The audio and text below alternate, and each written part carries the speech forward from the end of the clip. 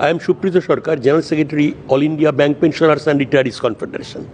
I have come here to attend the 4th triennial conference of Central Bank Retired Officers Association, Guwahati Circle. So, all the pensioners who have come over here, they have only one anguish. Our pension is not updated. It is frozen on the very day on which we retire from the service. Years after years go away, decades after decades go away, but our basic pension is never changed. The pensioners throughout the country are very much agitated and anguished. We are appealing to Indian Banks Association. We are appealing to Government of India. We are appealing to the bureaucracy and also to the countrymen to see that the injustice done to the bank people comes to an end. You know, the bank people has worked for 3 to 4 decades in the midst of lot of trouble. They have worked in jungles, they have worked in hills, they have worked in cities and villages, but at the end of their life, they require a justice. They want that in the fag end of their service career, their issues are properly addressed by the government. And this house today has voiced this anger that our cases should be redressed at an early date. Has government been approached regarding these issues? Government has been approached? Yes, we have approached Government of India. Several issues have been sorted out with the help of Government of India. But the most important demand, which is lying unattended for decades and decades, that is pension updation. I again repeat, our basic pension gets frozen on the very day on which we retire. After 5 years, bipartite settlements take place, joint notes are signed, the serving people and the serving officers, their pay revisions are done, wage settlements are done, but the pensioners' revision is never done.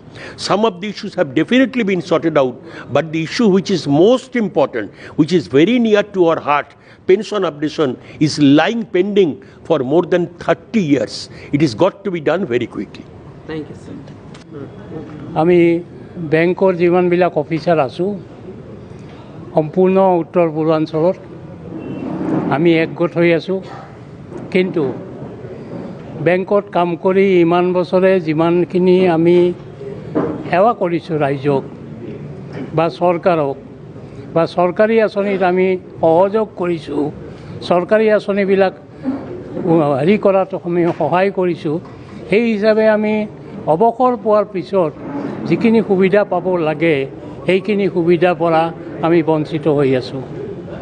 আজি চৰকাৰী কৰ্মচাৰী হওক, তেওঁলোকে কেন্দ্ৰীয় চৰকাৰৰ হওক বা অসম চৰকাৰৰ হওক, যিবিলাক চৰকাৰী কৰ্মচাৰী আছে, তেওঁলোকৰ পেঞ্চন যিটো হয় সেইটো প্ৰত্যেকবাৰ চেলাৰী ৰিভিজন হোৱাৰ লগে লগে তেওঁলোকৰ পেঞ্চনটো বাঢ়ে। কিন্তু আমাৰ বেংকিং ইণ্ডাষ্ট্ৰীত ৰিজাৰ্ভ বেংকৰ বাহিৰে বাকীবিলাক বেংকৰ ক্ষেত্ৰত আমি অৱসৰ পোৱাৰ পিছত যিখিনি পেঞ্চন পাই থাকোঁ সেইখিনি পেঞ্চনে আমি মৃত্যুলৈকে পাই থাকিবলগীয়া হয়, ইনক্ৰিজ নহয়, এইটো কেতিয়াও নহয়। গতিকে আমাৰ আন্দোলন চলি আছে। তেখেতে যি হিচাপে কৈ গৈছে, আমি চৰকাৰক অনুৰোধ কৰিছোঁ, আমি সৰ্বভাৰতীয় বেংক এছ'চিয়েশ্যনক অনুৰোধ কৰি আছোঁ যে আমাৰ অন্তত পেঞ্চন এইটো উন্নত কৰিব লাগে, আৰু সেই হিচাপে আমি আন্দোলনো চলাই আছোঁ, আৰু ৰাইজে আমি বিচাৰোঁ যে ৰাইজেও আমাক যাতে সহায় সহযোগ আগবঢ়ায় ইয়াৰ কাৰণে। ধন্যবাদ। Thank you. মই কে এম ভট্টাচাৰ্য, মই জেনেৰেল ছেক্ৰেটাৰী হওঁ, central bank retired officers general secretary. আৰু আজি যিখন অধিৱেশন পতা হৈছে, ইয়াতে আমি 3 বছৰৰ মূৰত, এইখন আমাৰ 3 বছৰীয়া মূৰত অধিৱেশন হয়, এইটো 4th ট্ৰাইনেল কনফাৰেঞ্চ। তাৰমানে যিখন অনুষ্ঠান আমাৰ 2012 চনতে হৈছিলে, তাৰ পৰা তেনেকৈ 3 বছৰৰ মূৰত এটা 4th টাইম পৰিছে। আৰু ইতিমধ্যে তেখেতে মেনশ্যন কৰিছে যে আমাৰ পেঞ্চনটো ৰিভাইজ নহয়, যিটো পেঞ্চন আমি যি সময়ত ৰিটায়াৰ কৰাৰ সময়ত পাইছিলোঁ সেই বস্তুটো আজিলৈকে সেইটোৱে চলি আছে, একচেপ্ট দিয়ে তাৰ ওপৰত এটা মৰুগীয়া বান আছে মাজে মাজে পাই থাকোঁ। কিন্তু মেইন যিটো আমাৰ বাঢ়িব লাগে, পেঞ্চন বাঢ়িব লাগে, সেই বস্তুটো আজিলৈ হোৱা নাই বেংকত। সেইটো আটাইতকৈ আমাৰ দুৰ্ভাগ্যৰ কথা, কাৰণ আমি গোটেই জীৱনভৰ বেংকৰ কাৰণে খাটিলোঁ। গভৰ্ণমেণ্টৰ যিমানবিলাক আঁচনি আছিল আমি বেংকৰ কৰ্মচাৰীও সেইটো হেৰি কৰিলোঁ, কিন্তু এই বৃদ্ধকালত গৈ এতিয়া সেই আমাৰ প্ৰাপ্যৰ পৰা আমি বঞ্চিত হৈছোঁ। সেইটোকে সেই বস্তুটোকে মৃত্যুলৈ সেইটো চলি আছে। সেই সংক্ৰান্তত আমাৰ যিটো সৰ্বভাৰতীয় অনুষ্ঠান AIB পাৰ্ক, all India bank pensioner retirees confederation, তেওঁলোকে গোটেই ইছ্যুটো গভৰ্ণমেণ্টৰ মিনিষ্ট্ৰী অফ ফাইনেন্সৰ ওচৰত, নিৰ্মলা সীতাৰমণ মেডামৰ ওচৰত প্লেচ কৰিছে, হোম মিনিষ্টাৰৰ ওচৰত প্লেচ কৰিছে, ফাইনেন্স মিনিষ্টাৰ প্লেচ কৰিছে। কিন্তু আৰু যিটো আমাৰ সংগঠন যিখিনি দাবী দিব থাকে থ্ৰু AIB বেংকৰ এটা সৰ্বভাৰতীয় অনুষ্ঠান আছে, তেওঁলোকৰ থ্ৰুতে এইটো হয়, কিন্তু তেওঁলোকে সেই বস্তুটো এতিয়ালৈ মানি নলয়। গতিকে তাৰ কাৰণে আমি এইখিনি চাফাৰ কৰি আছোঁ। গতিকে যিমান সোনকালে পাৰি সেইটো হ'লে, কাৰণ ইতিমধ্যে বহুত আমাৰ মাজৰ পৰা মানুহ গুচি গৈছে, মৃত্যু হৈছে। গতিকে মৃত্যু হোৱাৰ আগে ইয়াতে অন্তত বেনিফিটটো পালে অন্তত মানুহজনে মনত সন্তুষ্টি লৈ মৰিব পাৰে।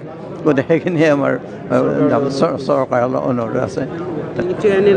मैं NK पारिक, महासचिव all India central bank retired officers federation हूँ। आज हमारी गुवाहाटी यूनिट है, उसकी जनरल बॉडी कॉन्फ्रेंस हो रही है। इसमें यहाँ नॉर्थ ईस्टर्न के जो सेंट्रल बैंक ऑफ इंडिया के अंदर जो पेंशनर्स हैं वो यहाँ एकत्रित हुए हैं और अपने जो पेंशनर्स की जो डिमांड्स हैं, जो उनके पेंडिंग मसले हैं, उनके बारे में विचार विमर्श कर रहे हैं। और आज के इस प्रोग्राम में जो है अगले 3 वर्ष के लिए नई बॉडी का भी जो है चयन किया जाएगा। हमारी जो मुख्य समस्या है कि हमारे पब्लिक सेक्टर बैंक्स के अंदर जो पेंशन रेगुलेशंस आए हैं वो सेंट्रल गवर्नमेंट के पेंशनर्स और reserve bank of India K pensioners उनकी लाइंस पर आए हैं। वहाँ पर जब जब भी पे कमीशन आता है या रिजर्व बैंक में पे रिवीजन होता है तो उनका पेंशन अपडेशन भी हो जाता है। लेकिन पब्लिक सेक्टर बैंक्स में जो पेंशनर्स हैं, जब जब पे रिवीजन होता है तो हमारा पेंशन का अपडेशन नहीं होता है। यानी कि हमारे को जो 20 साल पहले जो पेंशन मिल रही थी वही पेंशन आज मिल रही है। तो हमारा ये कहना है कि भाई हमारे पेंशन का अपडेशन किया जाए और बैंकों के पास में इसके लिए पर्याप्त पेंशन फंड है जिसमें हमारा पेंशन का अपडेशन किया जा सकता है। यही हमारी जो मुख्य डिमांड है। Stay informed, stay ahead. News NE 365.